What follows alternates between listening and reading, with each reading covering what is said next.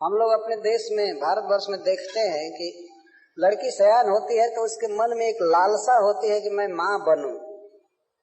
पत्नी बनने के बाद वो माँ बनना चाहती है और यह बहुत अच्छा विचार है वास्तव में। लेकिन ये धुंधुली, उसका नाम धुंधुली था, वो धुंधुली करे नहीं मैं प्रसव करने में मर सकती हूँ, इसलिए मैं इस फल को नहीं खाऊंगी। वो सोच रही थी, रो रो कर कह रही थी कि क्या उपाय किया जाएगा अगर गर्भ नहीं होगा। मान लो फल नहीं खाऊंगी और गर्भ नहीं होगा तो मेरा पति पूछेगा कि क्या प्रभाव हुआ। साधु का दिया हुआ फल व्यर्थ हो नहीं सकता है, तो पूछेगा कि क्यों नहीं गर्भ हुआ है, तो वैसे वो पीटेगा, वैसे हमको मारेगा। अब मैं क्या करूं? और कदाचित यदि पुत्र हो भी जाए तो फिर उसका मल मूत्र साफ करो, धोवो, दूध पिलाओ, ये सब करो, इतना झंझट मुझसे नहीं होगा। तो जिससे बात कर रही थी वो उसकी बहन थी। तो वो कही कि देखो मुझे पुत्र होने वाला है, मैं भी गर्भवती हूं, तो तुम ऐसा काम करो कि फल तो तुम मत खाओ, इसे गाय को खिला दो। देखा जाएगा कि साधु का वरदान क्या काम करता है। तो गाय को खिला दो फल, तुम मत खाओ, लेकिन दिन पर दिन बनावटी गर्भ दिखाया करना। पति के साथ कभी मत बैठना, दूर दूर रहना, और प्रति वीक में, प्रति सप्ताह में कपड़े की तह बढ़ाते जाना। तो पेट पर कपड़ा बांधते बांधते उसको ऊंचा करते जाना, और पति से सटना मत, उससे बात मत करना। तो समझेगा कि गर्भ बढ़ रहा है। और जब मेरा बेटा होगा, मेरा बेटा पहले हो जाएगा, जब तुम्हारा तो बेटा होगा नहीं तो मैं हल्ला करूंगी कि मेरा बेटा मर गया, मैं तुमको दे दूंगी अपना बेटा। और मैं हल्ला करूंगी कि मेरा बेटा मर गया, और तुम कहना कि पता नहीं क्यों हमारे स्तनों में दूध नहीं आया। तो मैं सुनी हूँ कि मेरी बहन का बेटा हुआ था, वो मर गया है, तो पति जी उसको बुला दीजिए, वो इसको पाल पोस दे, वो दूध पिला दे। वास्तव में गर्भ जब होता है माँ को, तो भगवान दूध भेजते हैं, माँ के स्तनों में दूध देते हैं बच्चे के लिए, लेकिन उसको तो बेटा होता नहीं, इसलिए दूध आने का प्रश्न ही नहीं। ये दो स्त्रियों ने मिल करके आपस में साठगांठ किया और दैव जोग से किसी को इसका पता नहीं चला। तो उस बच्चे को ला करके ये दे दी, और हल्ला हुआ कि इसको लड़का हुआ है, लड़का हुआ है, आत्मदेव ब्राह्मण को पुत्र हुआ है, बधाई बज रही थी, दान दिया जा रहा था। और कुछ काल के बाद गाय ने भी पुत्र दिया, बहुत सुंदर। तो सब लोग प्रशंसा करने लगे, देखो जब आज शुभ दिन आता है तो सब ओर से लाभ होता है। इसको एक दिन बेटा नहीं हो रहा था, आज गाय तक बेटा दे रही है अब गाय से भी बेटा हो रहा है, देखो पुण्य। और किसी को इस रहस्य का पता नहीं। तो इस तरह से वो धुंधुकारी जो था, इसकी बहन का लड़का, वो महाखल हो गया और मुर्दा छू करके भोजन करता था, चोरी करता था, बहुत बहुत दुष्कर्म किया। उसके दुष्कर्मों का वर्णन पद्म पुराण में दिया गया है। अंत में वो अपनी माँ को एक दिन पीटा, खूब पीटा कि कहाँ धन रखी हो, सारा धन दो। तो जा करके रात में कुएं में गिरकर मर गई। अब इससे उसके पाप का परिमाण आप समझ सकते हैं कितना बड़ा पापी था वो। माँ कुएं में जाकर गिरकर मर गई। तो पिताजी घर छोड़कर चले गए। अंत में वो अपने घर में 5 वेश्याओं को लाया। 5 वेश्याओं को लाया, और वेश्याओं की मांग तो बहुत बड़ी होती है। कहीं से चोरी करके, कहीं अपहरण करके, जुआ खेल करके, या लॉटरी से जैसे तैसे वो धन लाता था, 5 का पोषण करता था।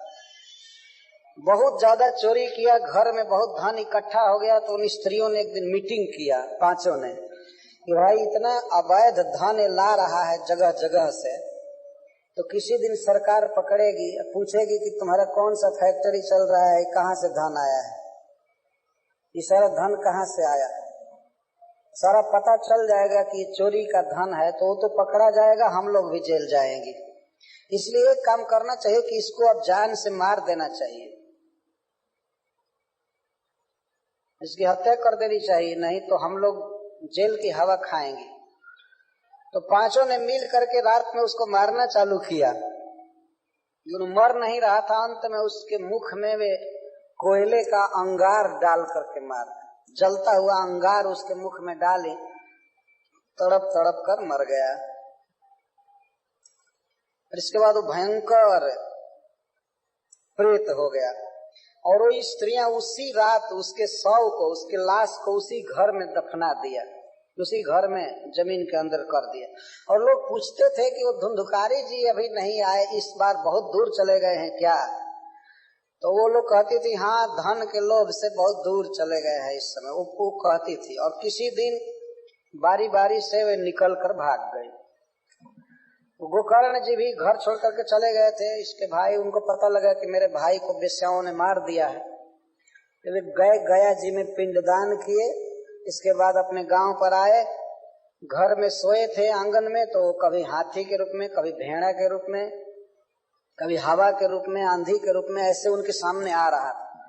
तो गंगा जी का पानी लिए थे कमंडल में, को छिड़के उस पर, तो उसे बोलने की शक्ति आ गई और बोला कि हे भैया, मैं आपका भाई धुंधुकारी हूँ, मैं बहुत बड़ा पापी हूँ, मुझे वेश्याओं ने इस तरह मार दिया है, मैं दुर्गति में पड़ा हूँ, आप मेरा उद्धार कीजिए। तो गोकर्ण जी ने कहा कि तुम्हारे उद्धार के लिए मैं गया जी में श्राद्ध करके आया हूँ, इससे तुम्हारी मुक्ति नहीं हुई। तो धुंधकारी कहता है कि सैकड़ों गया श्राद्ध से भी मेरी मुक्ति नहीं होगी, कोई दूसरा उपाय कीजिए, कोई दूसरा बलवान साधन कीजिए। तो गोकर्ण जी कहे कि ठीक है, तुम शांति से रहो, मैं उपाय करूंगा। वो रात भर रहे। सवेरा जब हुआ तो ब्राह्मणों की बस्ती थी, ब्राह्मणों का गांव था। गोकर्ण जी ने कहा कि हमारे भाई की दुर्गति हो गई है, ऐसे ऐसे क्या उपाय किया जाए? तो कोई कुछ नहीं बता रहा था। हम लोग कहे कि जब गया जी में श्राद्ध करने से मुक्ति नहीं हुई तो अब कोई उपाय नहीं है।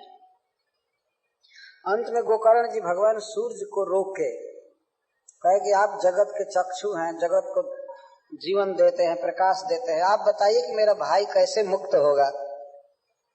तो सूर्य भगवान ने कहा कि आप इसके लिए श्रीमद् भागवत का सप्ताह वाचन कीजिए, श्रीमद् भागवत की कथा कहिए, आपका भाई सुनेगा तो मुक्त हो जाएगा, इसमें संदेह नहीं है।